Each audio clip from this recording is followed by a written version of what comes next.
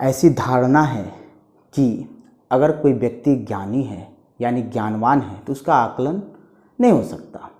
कहने का मतलब है कि अगर कोई व्यक्ति ज्ञानवान है तो उसका व्यक्तित्व, उसकी भाषा शैली, उसकी सुंदरता उसके ज्ञान के सामने फीकी पड़ जाती है।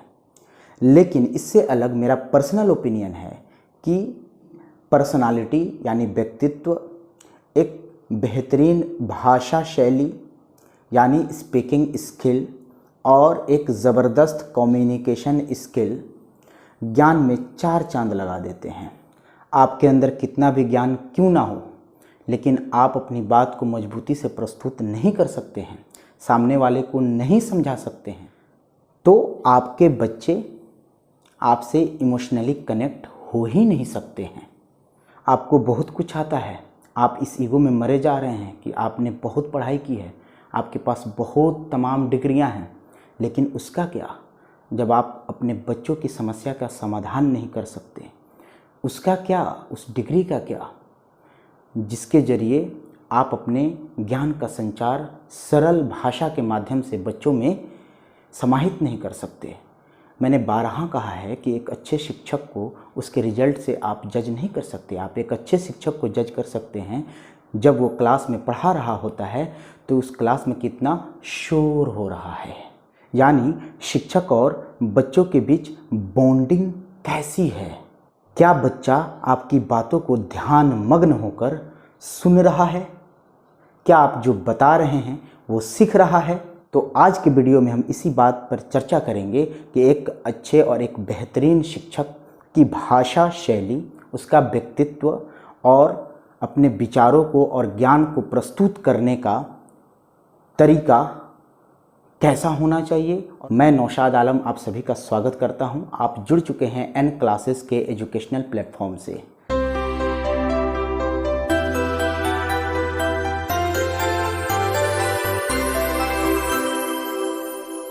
एक अच्छे और एक बेहतरीन शिक्षक की भाषा शैली, उसका व्यक्तित्व और अपने विचारों को और ज्ञान को प्रस्तुत करने का तरीका कैसा होना चाहिए। मैं नौशाद आलम आप सभी का स्वागत करता हूं। आप जुड़ चुके हैं एन क्लासेस के एजुकेशनल प्लेटफॉर्म से।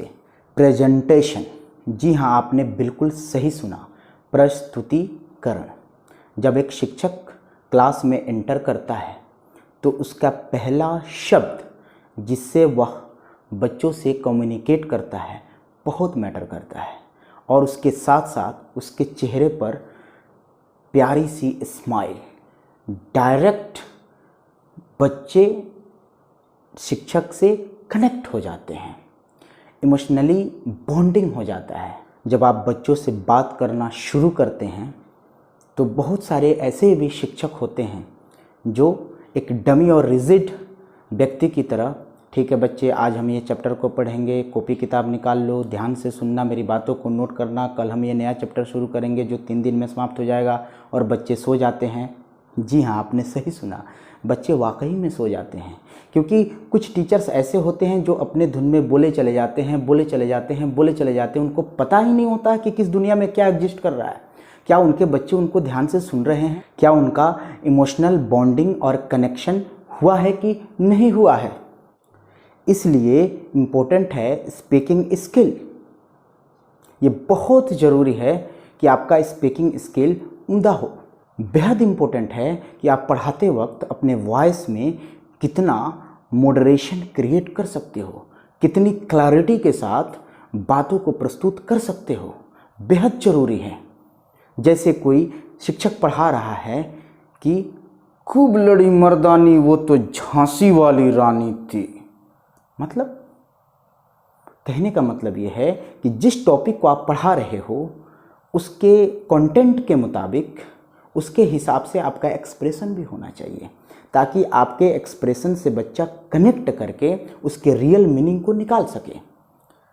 जैसा बहुत बारी ऐसा होता है कि आप इंग्लिश में पढ़ा रहे होते हो और बच्चा नहीं समझ पाता है क्योंकि उसको हिंदी में बात समझ में आती है, लेकिन अगर आपका एक्सप्रेशन सही है तो बावजूद लैंग्वेज प्रॉब्लम के चलते बच्चा आपके एक्सप्रेशन को जज कर रहा होता है और आपके टॉपिक से कनेक्ट हो रहा होता है और आपके कंटेंट के रियल मीनिंग को वो निकाल लेता है और बातों को समझ जाता है। अर्थात बेहतरीन कम्युनिकेशन स्किल बहुत ज़रूरी है। चलो भाई, बहुत सारे टीचर्स वैसे होंगे जो कहेंगे भाई साहब हमारी कम्युनिकेशन स्किल तो इतनी अच्छी नहीं है, मुझे नहीं आती, मैं कैसे सीखूं, बता दो ज़रा आप। बेशक बहुत अच्छे, बिल्कुल आप प्रैक्टिस कर सकते हो।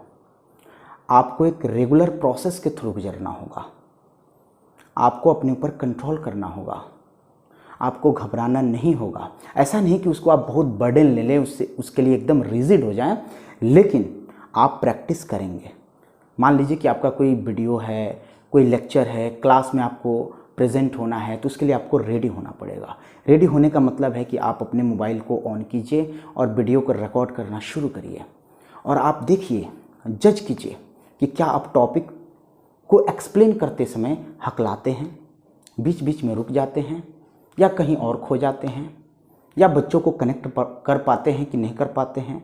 आपके द्वारा प्रस्तुत की गई चीज़ों में वो प्रस्तुतिकरण होता है जिससे बच्चे सीख लें, चीज़ों को ग्रैब कर लें। क्या आप कंटेंट के मुताबिक अपने चेहरे पे वो एक्सप्रेशन ला पा रहे हैं? तो आप अपना आकलन खुद कर सकते हैं। सबसे बेहतरीन और सबसे उम्दा तरीका है, अगर कोई सीनियर, आपका प्रिंसिपल, आपका हेडमास्टर अगर इस बात को बताता है, इस कमी को नोटिस में लाता है, तो आप सिर पकड़ के बैठ जाएंगे और टेंशन में आ जाएंगे और खामखा आपका मूड ख़राब हो जाएगा। तो उससे बढ़िया है कि आप अपना आकलन खुद करें और उसके लिए रेडी रहें, उसके लिए वीडियो रिकॉर्ड करें, उसके लिए आप अपने कमी को दुरुस्त करें और स्पीकिंग पावर को मजबूत बनाएं। ऐसे ही इंफॉर्मेटिव वीडियोस का नोटिफिकेशन पाने के लिए आप मेरे चैनल को सब्सक्राइब जरूर कर दें और लाइक का बटन दबा दें और शेयर कर दें। तब तक के लिए धन्यवाद। जय हिंद, जय भारत।